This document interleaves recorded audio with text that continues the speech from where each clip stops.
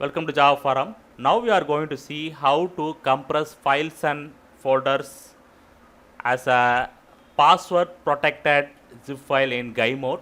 So here you can see that vbox underscore GA directory is there. We are going to compress this directory as a zip file with the password. So just right click that folder. So you can see that compress option is there in context menu. Click that compress. So create archive dialog appear. So in drop down you can see multiple options will be there. So I am going to select .zip with lock symbol. So select this one. So this will ask for the password. Provide the password. So now you can see that directory is getting compressed as a password protected zip file. Yes.